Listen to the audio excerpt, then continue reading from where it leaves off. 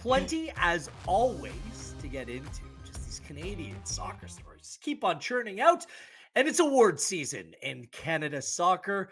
And the big dogs, the big awards were given out on Friday. And congratulations to Jessie Fleming and Stefan Eustaquio, the respective winners of the Canadian women's national team and the Canadian men's national team players of the year for 2023. Stiff competition on both sides. On the women's side, we documented it on yesterday's show. There was no clear front runner. And on the men's side, it's at the very least notable when Alphonso Davies doesn't come away with the top honors on a year-to-year basis. So let's start with you, Jordan. Your reaction to Fleming and Eustaquio being presented the awards, well-deserved as well for 2023. Yeah, I'd say you're picking two of the players for Canada that are the most talented. Let's look at that. I think Eustaquio, we talk about Porto, how well he's done, just the way that he continues to grow and break up the midfield. Then Fleming, like this is a name, obviously, when you're looking at the women's team, is a shoe-in to play every time she's healthy. And then everyone's heart sunk when she wasn't fit for the World Cup. Like just taking her out of that side, like it's a huge loss. So I think well deserved. I think when I'm looking at Fleming, though, you want to see maybe if we're going to 2024, her playing for her club side a little bit more, but she is just dynamite when she's on it. So both these players well deserved, something that we want to see, and I think the best players won this award this year. What about you, Charlie? Are these two players where your votes were cast? Yeah, they were, and I think this is the right outcome. I mean, Jessie Fleming's now won this award 3 years in a row, and that's kind of a testament to the importance that she has to that women's national team at the moment. And as Jordan said, obviously, it'd be nice to see her on the pitch a little bit more at club level, but every time she does come and put on that red jersey, she is Canada's most important player and the most notable absence when she's not. I mean, I think to me, just like almost these winners were not that surprising. I'm actually a little bit interested in some of the runners up. Like it looks like Chloe Lacasse came second in the women's voting, which is actually I think a fantastic shout. Yeah, I can run that down, Charlie. Just and then I'll let you continue. Chloe Lacasse finished second. Ashley Lawrence third. Vanessa Gilles, who had my vote as the top Canadian women's player of the year, came fourth.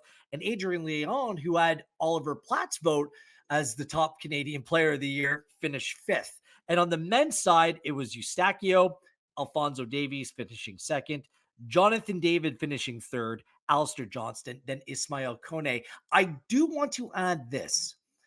I'm a little bit surprised that Kyle Larin is not in that top five. He took La Liga by storm after January. Do we forget about that?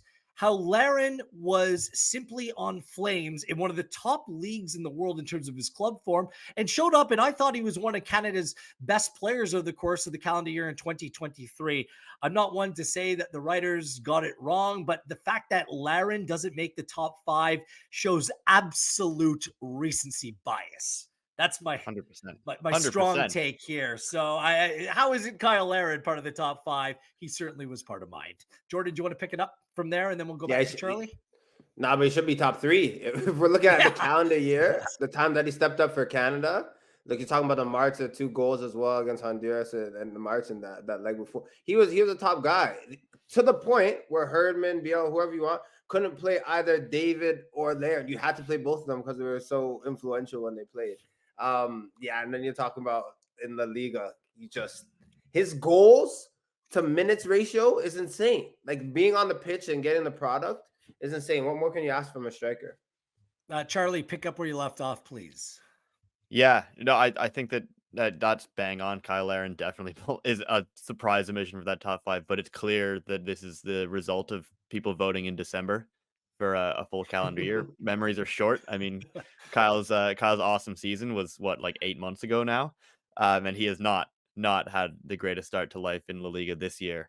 And Eustaquio has had a fantastic start to the season in Portugal. Right, he's playing Champions League football with Porto. They obviously have been playing very well recently, and he's been a key part for a very good team. And I think and you obviously see every time he steps on the pitch for Canada that he's probably at this point their most important player in a lot of respects. And again, just like Fleming is on the women's side, the player that you notice the most when he's not on the pitch or not, on top of his game. Uh, Um, but yeah, yeah. just as I touched on earlier, like on the women's side, Chloe Lacasse, I think deserves a lot of love in this category because she has, for me, been the most dangerous attacking player for Canada when she's played. She's had a really, really good couple of months at club level, and just it's nice to see her start to finally get a little bit more of a run out and opportunity in his team as they kind of transition and try to figure out what the new attacking identity of that women's national team is. And she's clearly kind of staking her claim, putting her flag in the ground as being a big part of that. I just gonna give some final thoughts here, and you can weigh in very quickly if you like. On the women's side, why Gilles should be the player is she had the best calendar year for club and country. Fleming and Lacasse barely played a role or played very minimal roles at the World Cup, the most important competition. I don't really see. I'm not taking anything away from Fleming, an outstanding Canada's best player, in my opinion, future captain. But in terms of best players this calendar year, I can't look away from Gilles. And on the men's side, Eustaquio, obviously for club, incredible. Much like Jessie Fleming, when you took Eustaquio to the team, we saw what that looked like in that friendly against Japan. So their absences helped make their case, and Eustaquio is just an incredible output. Playing regular Champions League and league football for FC Porto. But let's not get into the habit of taking Alphonso Davies for granted. He still is starting, maybe the best left back in the world, winning a Bundesliga title, going on and continuing to sort of great heights. I don't think for our national teams, anyone was stand out above everyone else over the course of 2023. I think there's room for improvement in terms of both the individual and team form for a collective national teams in the next calendar year. So Davies, anytime he doesn't win it, it's notable. It's a little bit of an upset. So I just want to point that out that Davies not winning it, that is still a headline. Any final thoughts here, Jordan, very quickly before we move on? No, you're so right, Wheels. I do agree with you in terms of the Davies chat because we have a Maverick who wears the red and white. And it's so true. Sometimes when you have someone so good, you think, okay, well, who else can we give this award to? But sometimes maybe that look is right in front of you and Alphonso Davies just blazing down that left-hand side. COC? Yeah, no, 100%. You guys nailed it. And if anything, I think maybe it lights a little bit of a fire under Davies to not win this award. Right? It should. It should. And I think if he's the competitor that we think he is, then he will be a little bit there'll be a fire under him after maybe not playing up to his standards in the Canadian shirt the last couple times out. Good stuff, gentlemen. And once again, congratulations to Fleming, Eustaquio, and all of the award winners for 2023.